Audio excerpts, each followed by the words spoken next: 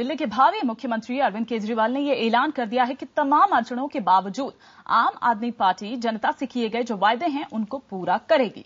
अरविंद केजरीवाल ने कहा कि सरकार गठन के 24 घंटे के भीतर ही दिल्ली के लोगों को 700 लीटर मुफ्त पानी मिलने लगेगा और उन्होंने सरकार बनाने के 15 दिनों के भीतर जन लोकपाल बिल पास कराने की बात दोहराई है। आपको बता दें कि केजरीवाल 28 दिसंबर को दोपहर 12 बजे दिल्ली के रामलीला मैदान में मुख्यमंत्री पद की शपथ लेंगे। उन्हें 3 जनवरी तक बहुमत साबित करना होगा। उधर शपथ ग्रहण से पहले ही केजरीवाल ने जनता दरबार लगाकर लोगों से मिलना शुरू कर दिया है।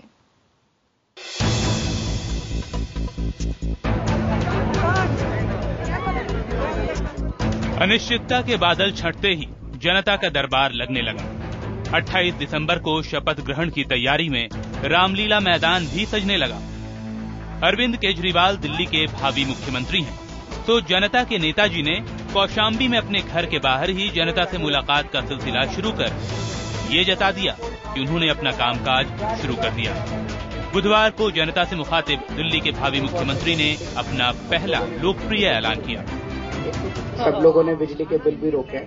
एक तो बिजली का वो जोड़ लीजिए आप कनेक्शन। हमने कहा था कि इस आंदोलन में भाग लेने वाले जितने लोगों के ऊपर ये लोग केस बनाएंगे वो केस वापस ले लिए जाएंगे। जनता दरबार का ये सिलसिला आज लगातार दूसरे दिन भी जारी रहेगा। दरअसल दिल्ली के भावी मुख्यमंत्री अरविंद केजरीवाल आम लोगों से अपना जुड़ाव बनाए रखना चाहते हैं। यही वजह है कि इसके लिए उन्होंने एक योजना भी बनाई है। सीएम की कुर्सी पर काबिज होने के बाद केजरीवाल दिल्ली के लोगों की समस्याएं सुनने के लिए जनता दरबार लगाया करेंगे। इसमें कोई भी आकर अपनी शिकायत या सुझाव दर्ज करा सकेगा। ज्यादातर मामलों को मौके पर ही निपटाने की कोशिश की जाएगी। इसके लिए तमाम विभागों के अधिकारियों को भी इस दरबार में हाजिर रहने के लिए कहा जाएगा। सूत्रों के मुताबिक सीएम बनने के बाद केजरीवाल कौशाम्बी से दिल्ली शिफ्ट होंगे। सरकारी बंगले में रहने से इनकार कर चुके केजरीवाल नई दिल्ली या सेंट्रल दिल्ली में कोई सरकारी फ्लैट ले सकते हैं। उसी फ्लैट के आसपास किसी पार्क में या फिर दिल्ली सचिवालय के आसपास किसी खुली जगह पर जनता दरबार लगाया जाएगा। हालांकि अभी ये तय नहीं है कि जनता दरबार रोज लगाया जाएगा या फिर हफ्ते, 15 दिन या महीने में एक बार। लेकिन जनता से सीधे संवाद कायम करने में केजरीवाल की ये योजना काफी कारगर साबित हो सकती है। जनता से किए वादों को पूरा करने और विरोधियों की चुनौती का सामना करने में जुटे केजरीवाल के पास बुधवार को दिल्ली के मुख्य सचिव जीएम सपोलिया इस खबर के साथ पहुंचे कि राष्ट्रपति प्रणब मुखर्जी ने उपराज्यपाल के प्रस्ताव पर मुहर लगा दी है। गृह मंत्रालय ने उपराज्यपाल नजीब जंग को आम आदमी पार्टी की सरकार पर राष्ट्रपति की सहमति की सूचना दे दी है। लेकिन सवाल यही कि क्या आम आदमी पार्टी पर मंडरा रहा संकट खत्म हो गया है? अचानक ये बात तेजी से उठी कि कांग्रेस के कई विधायक इस पक्ष में नहीं है कि आम आदमी पार्टी को समर्थन दिया जाए। कांग्रेस समर्थन वापसी पर विचार कर रही है।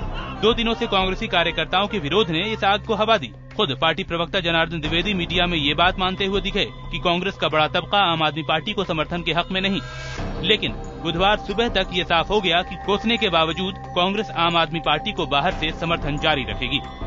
शकील अहमद जी ने और हमारे तबके प्रदेश अध्यक्ष श्री जयप्रकाश अग्रवाल जी ने एक चिट्ठी लेफ्टिनेंट गवर्नर साहब को लिखी थी, जिसमें लिखा था कि कांग्रेस जो है वो आपको आउटसाइड सपोर्ट दे रही है।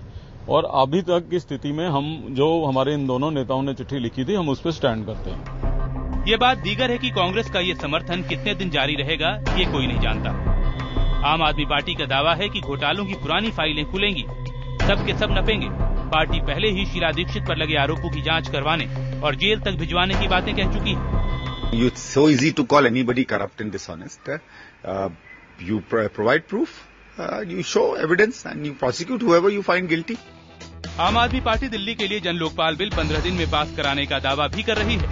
हालांकि इसके लिए उसे केंद्र से भी मंजूरी चाहिए होगी। लेकिन अरविंद केजरीवाल का कहना है कि वो इसकी काट भी ढूंढ लेंगे। बहरहाल इन विवादों से परे पार्टी अपनी सरकार बनाने की तैयारी में है और सरकार के शपथ ग्रहण में अन्ना हजारे, किरण बेदी और संतोष हेगड़े को भी न्योता भेजा गया है। सर, उनका न्योता आता है तो आप जाएंगे? ऐसा उन्होंने कहा कि अन्ना को भेजेंगे। अभी मेरी तबियत अगर ठीक हो गई तो तमाम सवालों, मुश्किलों, सियासी दांव पेचों के बाद अरविंद का घर और रामलीला मैदान में सरगर्मी जारी है। अरविंद से मिलने वालों का तांता लगा हुआ है तो रामलीला मैदान 28 दिसंबर को अरविंद के शपथ ग्रहण के लिए तैयार हो रहा है। दिल्ली इंतजार कर रही है, इंतजार इतिहास को बनते देखने का। रामलीला मैदान पर सरकार के खिलाफ लड़ने वाले अरविंद केजरीवाल अब उसी ऐतिहासिक रामलीला मैदान में खुद सरकार बन जाएंगे। सड़क पर रहकर आंदोलन करना बेहद आसान है और सरकार चलाना बेहद मुश्किल। लोगों के विश्वास को बनाए रखने के लिए अरविंद केजरीवाल को अपनी करनी से इस पुरानी कथनी को बदलना भी होगा। विक्रांत यादव, दिल्ली, IBN 7।